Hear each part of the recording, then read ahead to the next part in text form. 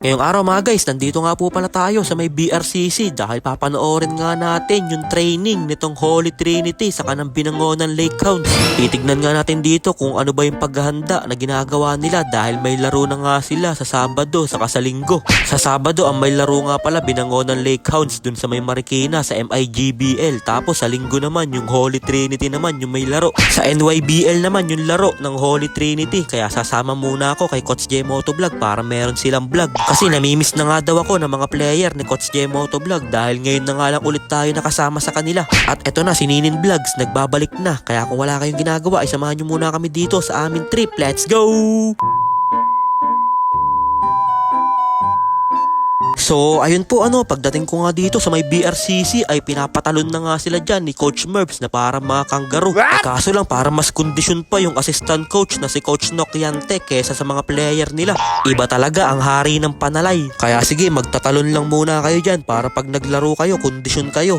Para kaya nyo na mag top board, hindi yung puro kayo top silog. Kaya shout out kay Edel Clark, ayun sumaludo pa siya. At syempre nagpapakondisyon nga din dyan si Kuya Kali para daw maging kasing galing niya si Tito Biel niya. Kaya tinawag na nga din sila dyan ni Coach Mervs at pinapunta na nga sila dito sa may gitna. Kaya sabi dyan ni Coach Mervs, bumilog muna kayo at magkapit-kapit ng kamay, sabay kayo maglulundag. Kaya nagtatalon na nga ulit sila dyan para mga kangaroo. Grabe naman si McDaddy saka si Coach Nok, ayun talagang kondisyon, flex na flex yung muscle. Kaya pagkatapos nilang magtatalon ay pinaupo naman sila ni Coach Mervs. Quality talaga yung mga pinapagawan drills niya ni Mervs, talagang makukondisyon ka. Kaya nagpasapasahan na nga sila dyan ng bola. At syempre kasama nga din nila dyan si Kuya Kali saka si Kuya Sam, nakisali nga din sa kanila sa may pasapasahan. Dahil sa mga susunod na panahon nga ay papanoorin na din natin tong dalawa na to sa mga malalaking liga. Kaya mamaya na ulit, time out muna si Ninin Vlogs, napapagod na magsalita.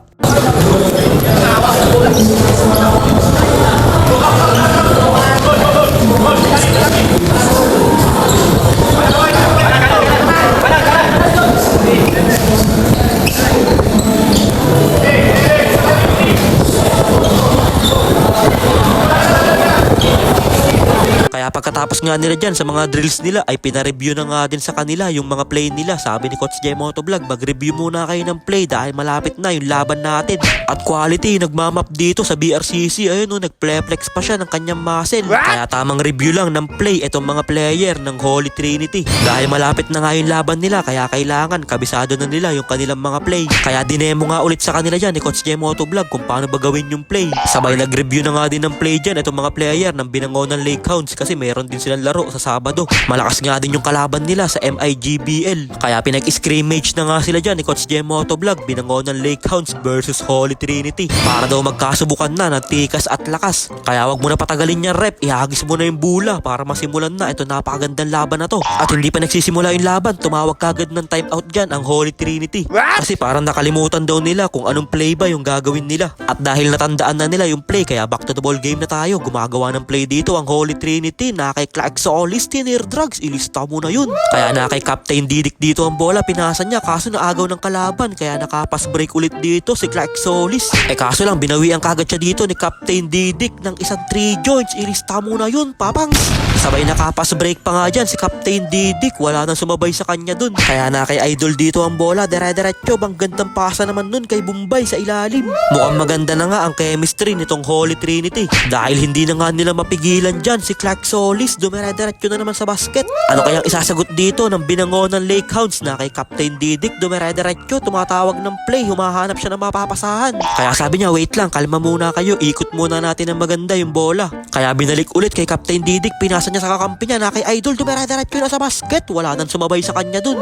Kaso lang nabawian kagad sila dito ni Kondisyon. At napakagandang laban nito, scrimmage pa lang, talagang nagpapalitan lang sila ng score.